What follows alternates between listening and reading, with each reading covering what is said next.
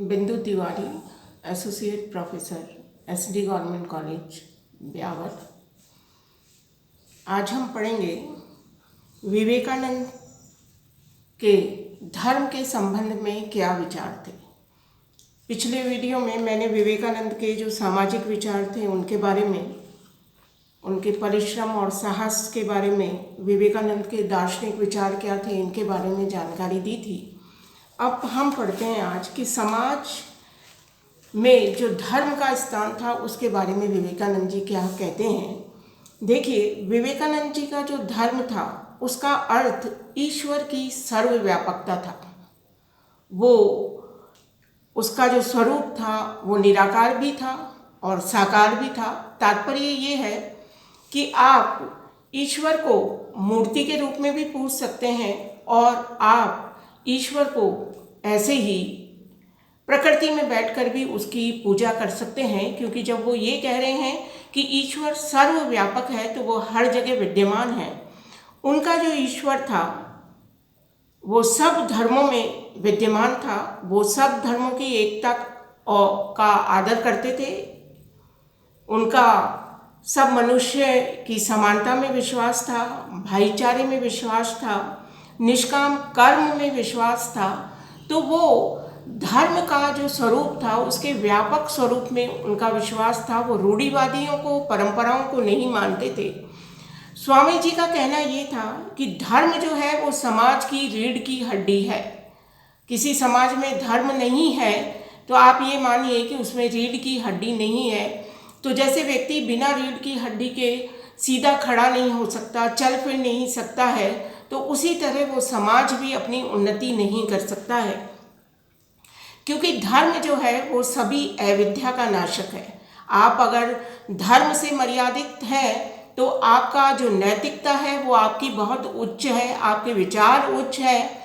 तो ऐसी स्थिति में धर्म को मानने वाला समाज जो है वो भी उन्नति करता है। तो उनका ये कहना था कि विद्या में सारे धर्म सम्मिलित हैं। स्वामी जी जो है वो व्यक्तिगत धर्म एवं सामाजिक जो धर्म है वो दोनों की बात करते हैं। स्वामी जी धर्म का उद्देश्य व्यक्ति में परम तत्व के विकास की बात करते हैं। जब वो व्यक्तिगत धर्म की बात करते हैं तो वो ये कहते हैं कि आपका परम तत्व में विश्वास होना चाहिए। आप भगवान को माने, आप भगवान के जो विभिन्न रूप हैं उनको आप माने, आप अपना आध्यात्म और नैतिक विकास करें। वो धर्म थे, धर्म को मानते थे, वो ये था कि वो आप अपने आचरण में लाएं उसे। स्वामी जी ने कहा कि मैं भगवान या धर्म में विश्वास, उस धर्म में विश्वास नहीं करता हूँ जो किसी विधवा के आंसू नहीं पूछता हो, जो किसी अनाथ के मुंह में कौर न डाल सके। कैसा ही दर्शन हो, यदि वह सिर्फ किताबी ज्ञान है तो उसका मेरे ऊपर कोई प्रभाव नहीं है। बिना आचरण के किसी भी धर्म की कोई कीमत नहीं है। जो स्वामी जी का धर्म था वो काफ़ी व्यापक था। वो धर्म को मुख्य रूप से दरिद्र नारायण की सेवा से जोड़ते थे। अगर कोई व्यक्ति दरिद्रों की सेवा कर रहा है तो वो ये मानते थे कि वो सबसे बड़ा धार्मिक कृत्य कर रहा है, धार्मिक कार्य कर रहा है। उनका ये मानना था कि जाति प्रथा, बाल विवाह, छुआछूत आदि रिवाजों का धर्म से कोई संबंध नहीं है। जो समाज में विभिन्न प्रकार के रिवाज बना दिए गए हैं कि आप इस प्रकार का कार्य नहीं करेंगे तो ये धर्म के विरुद्ध है, और ये कार्य करेंगे तो ये धर्म सम्मत है। तो ऐसी बहुत सारी बातें थी जो स्वामी जी ने समाज के सामने रही, लोगों के सामने रखी कि इनका धर्म से कोई संबंध नहीं है। उनका ये मानना था कि कोई भी रिवाज हो, कोई भी कर्म हो, वो तब तक धार्मिक नहीं हो सकता है जो कि सामाजिक न्याय की तुला पर पूरा नहीं उतरता हो। अगर उससे सामाजिक न्याय नहीं मिल रहा है, समाज का एक पक्ष जो है वो आपके धर्म के किसी रीति रिवाज से, धर्म के किसी प्रथा से अगर वो प्रताड़ित हो रहा है तो वो सामाजिक न्याय नहीं है। तो उस प्रकार की प्रथा को, उस प्रकार के नियम को हम धर्म कदापि नहीं कह सकते हैं। तो मोटे तौर पर अगर देखेंगे तो स्वामी जी का जो धर्म था वो सर्वव्यापक धर्म था, भाईचारे का धर्म था, निष्काम कर्म का धर्म था, अहम के त्याग का धर्म था, समाज की सेवा का धर्म था। और मुख्य रूप से उनका जो धर्म था वो ये था कि दरिद्र नारायण की सेवा का धर्म था। उनका ये मानना था कि दरिद्र नारायण में जो गरीब लोग हैं उन सब में भगवान बसता है। अगर आप उसकी सेवा करते हैं तो वाकई ही आप ईश्वर को प्राप्ति का कार्य कर रहे हैं। और वो पूरे के पूरे विश्व के धर्मों की समानता में विश्वास करते थे। वो उनका ये कहना था कि ये तो एक ऐसी किताब है कि इसमें कई पन्ने आएंगे और जुड़ते जाएंगे। मुख्य रूप से अगर आप देखेंगे तो हमारे यहाँ जितने भी धर्म हैं उनमें उनके जो प्रमुख नियम है वो करीब करीब समान ही हैं। वो सब भी सत्य की, अहिंसा की, अस्तेय की, अपरिग्रह की, नैतिकता की बात करते हैं। तो वो विश्व के जो धर्म थे उनके प्रति एक आदर भाव रखते थे। अब देखिए उनके समाज सुधार संबंधी क्या विचार थे। स्वामी जी जानते थे कि जब तक जाति प्रथा, छुआछूत, रूढ़िवादिता समाज में प्रचलित है तब तक समाज जो है वो विकास नहीं कर सकता है, उसका विकास संभव नहीं है। उन्होंने कहा था कि पिछले 600-700 वर्षों पर अगर हम दृष्टि डालें तो हमने छोटी छोटी बातों पर तर्क करना शुरू कर दिया है। हाथ नहीं धोया हमने, रसोई का धर्म क्या है, चौके चूल्हे का धर्म क्या है, इन सब बातों पर हम विचार करते हैं। ये सब चीज़ें इतनी बढ़ चुकी हैं कि हमारा ध्यान बड़ी समस्याओं की तरफ जाता ही नहीं है। छोटी छोटी बातों को लेकर हम बैठे हैं कि आपने ये कार्य नहीं किया, ये कार्य नहीं किया, और हम कोई बड़े बड़े कार्य नहीं कर पाते हैं। समाज सुधार के संबंध में स्वामी जी के विचार स्पष्ट थे। उनका मानना था कि समाज सुधार समाज का स्थायी विकास था जो समाज को स्वयं करना था। उनका मानना था मानव स्वाधीनता के मार्ग में जितनी रुकावटें हैं उन सबको हटाना ही सुधार है। असमानता, अन्याय, अलगाव, अहम, परिग्रह, इसी तरह के अन्य बातें जब तक नहीं हटाई जाएगी तब तक समाज सुधार संभव नहीं है ना। स्वाधीन अगर मनुष्य नहीं है, अगर मानव स्वाधीन ही नहीं है तो वो कार्य कैसे करेगा, समाज का उद्धार कैसे करेगा। तो उसका स्वाधीन होना भी बहुत आवश्यक है। स्वामी जी ने समाज सुधार के 3 महत्वपूर्ण बातें बताई थी। उनका मानना था कि समाज में जिन लोगों को विशेष सुविधाएं प्राप्त हैं उनसे वे सुविधाएं हटाई जाएं। लोगों के मन में निराशा की जो भावना है उसको दूर की जाए, उनके अंदर आत्मविश्वास जगाया जाए, क्योंकि बिना आत्मविश्वास के व्यक्ति कुछ नहीं कर सकता है।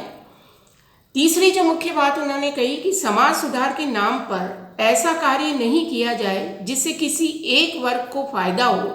यदि ऐसा होता है तो उसका विरोध किया जाए। देखिए स्वामी जी जो थे वो दूरदृष्टिवादी थे। उनका ये कहना था जब समाज में किसी विशेष वर्ग को, विशेष तबके को विशेष सुविधाएं प्राप्त मिलेगी तब तक समाज सुधार संभव नहीं है। क्योंकि जब हम समाज सुधार करने लगेंगे और उस विशेषाधिकार वर्ग का कोई भी नुकसान होगा तो वो समाज सुधार कभी भी संभव नहीं होगा। तो उनका ये मानना था कि समाज में जो रहने वाले प्राणी हैं वो सब समान है, अतः किसी को भी विशेषाधिकार नहीं मिलना चाहिए। दूसरी जो इम्पोर्टेंट बात उन्होंने ये कही थी कि लोगों के मन में एक नैराश्य है, क्योंकि व्यक्ति में जब तक आत्मविश्वास नहीं होगा व्यक्ति कुछ नहीं कर सकता है।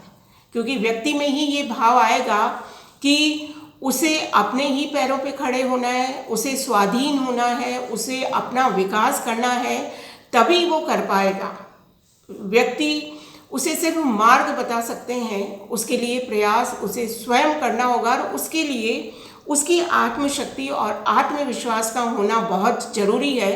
तो उस समय वातावरण में जो व्यक्ति में आत्मविश्वास चला गया था वो बिल्कुल हेल्पलेस फील करते थे। तो उनका ये मानना था कि पहले हमें लोगों में आत्मविश्वास भरना होगा, फिर ताकि वो समाज सुधार के लिए आगे बढ़ें। तो इस तरह से उन्होंने समाज सुधार के लिए ये 3 प्रमुख बातें बताई, नेक्स्ट देखिए, जाति आवर्तन का सिद्धांत, theory of cycle of cast.